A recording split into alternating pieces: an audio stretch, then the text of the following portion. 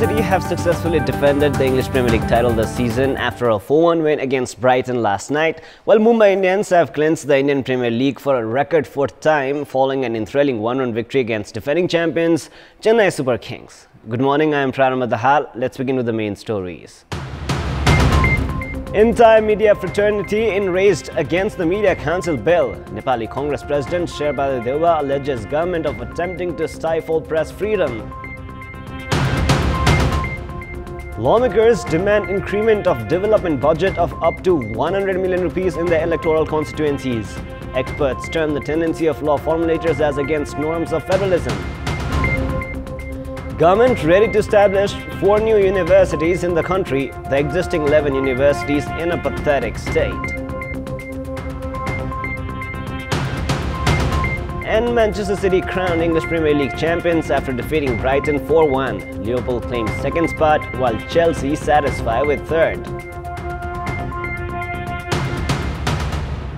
The discontent against the bill on Media Council registered at the Parliament with an intention to stifle press freedom has turned stronger by the day. The entire media fraternity has resorted to protest against the bill's provision of imposing penalty of up to 1 million rupees on journalists merely for writing or broadcasting news stories. The incident has also raised doubts whether the government has indulged in an attempt of confining the media to its interests. The Constitution of Nepal in its preamble itself has guaranteed press freedom. However, the government has tabled the controversial bill on Media Council at the Parliament with prohibitory provision in the pretext of regulating the media.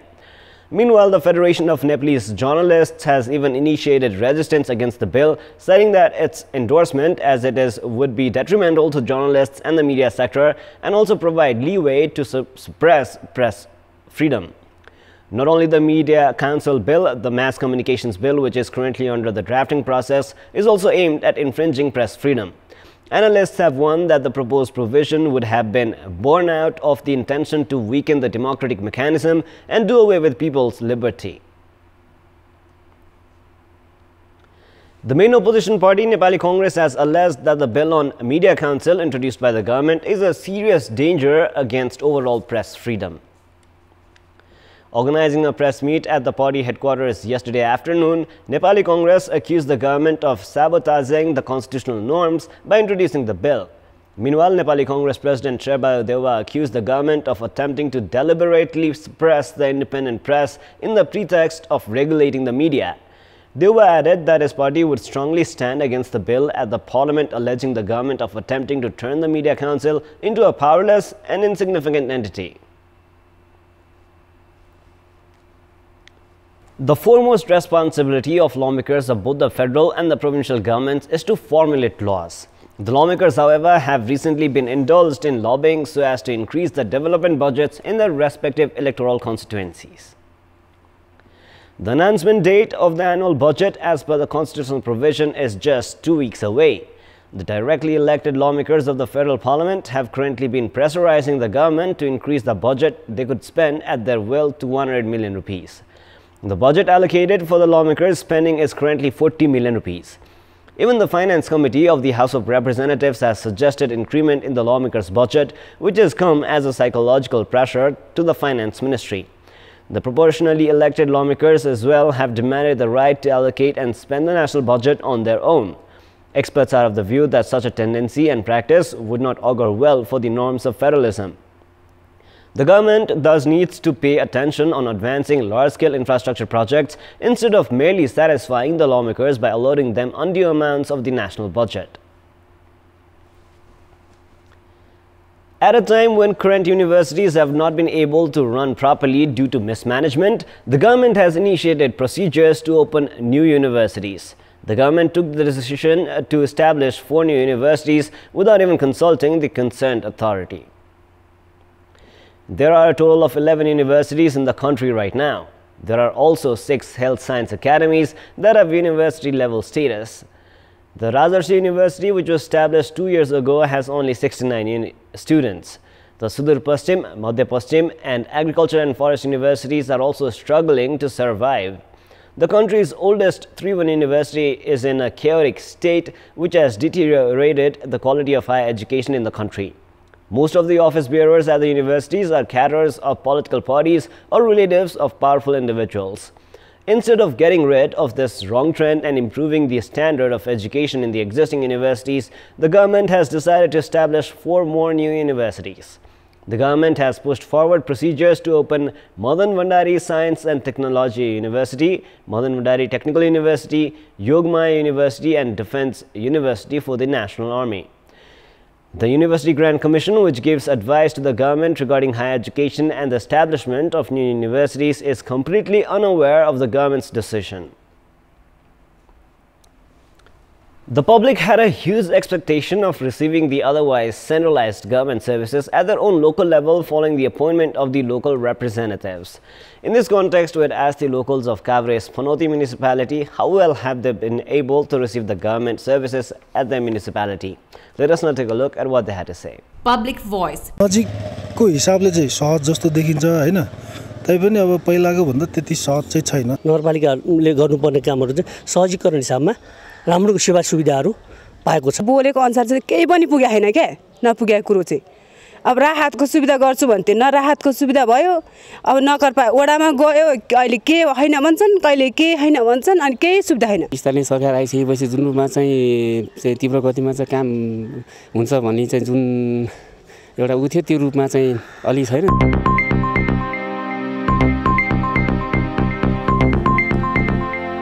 It is now time for our segment Public Pulse, where you text us with your opinion. Public Pulse.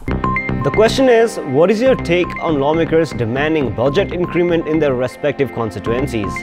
Your options are A, against the norms of federalism, B, attempt to lure voters, and C, for public benefit. The voting is on. You can type NEWS, select your option A, B or C, and then send it to 34001 to share your opinion with us. With this, let us move on to the sports news. Sports news. Manchester City have successfully defended the English Premier League title. Pep Guardiola's Manchester City secured a 4-1 win against Brighton and Hove Albion last night to win the title this season. In the significant match played last night, Manchester City came back from behind to secure the title. Glenn Murray had put the hosts ahead in the 27th minute. However, Sergio Aguero equalized a minute later for City. Emerick Laporte converted a Riyad Mahrez assist in the 38th minute to put City ahead.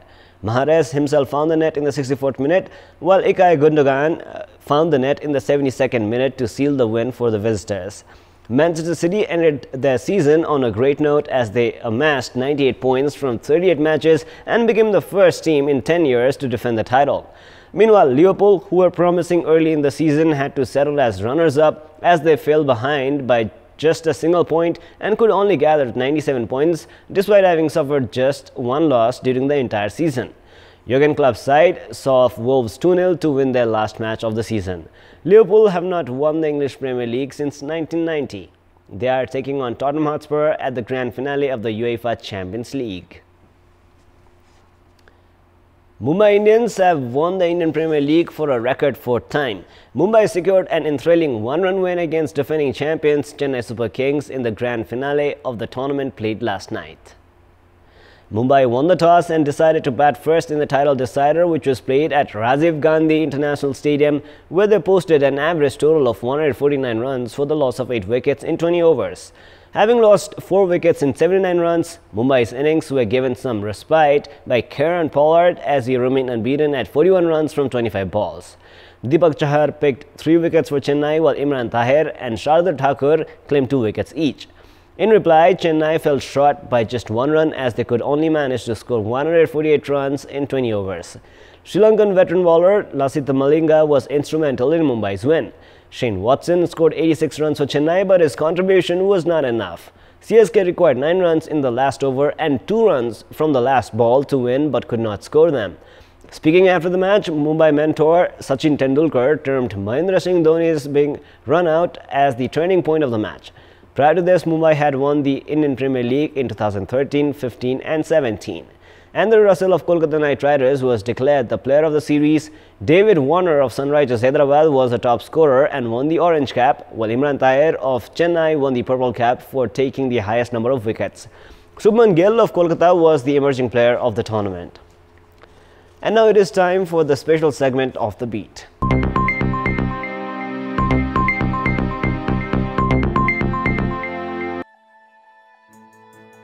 The first ever science museum has been established in Nepal in a bid to support scientific research works. The museum boasts of a robot who can speak like humans and other latest scientific equipments laden with latest technology. The human robot, Full Maya, was the toast of the day on Saturday. At Kantipur's BP Koirala Science Museum, Full Maya hosted the event and proved her intelligence by answering to the questions pissed at her. There's no denying the fact that communal harmony is essential for the long-term prosperity of a nation. A theatre group from Tarai has landed in Kathmandu with a message of social solidarity and goodwill to lead the nation towards prosperity. The two protagonists, Fulchand Yadav and Dil Bahadur, despite coming from contrasting cultural background, strike a friendship. The social elements produce a rift in the friendship. But ultimately, the friendship is restored by cultural links. The drama being staged in Nepali and Maithili languages tries to impart the message that communal harmony is the foundation for a prosperous nation. The Thankot Chapangao Bhaktapur transmission line in the valley provides a glaring case of the government's apathy towards development works. Despite national significance, the subsequent governments have spent some 20 years dilly-dallying with the project, as out of 51 towers, only 15 have been erected. The snail-paced work of the Electricity Authority, coupled with protests launched by Kokana residents, have derailed the project. Lately, the local residents from Kokana have protested against the project, citing that the high-tension wires of the transmission lines posed a threat to human settlement.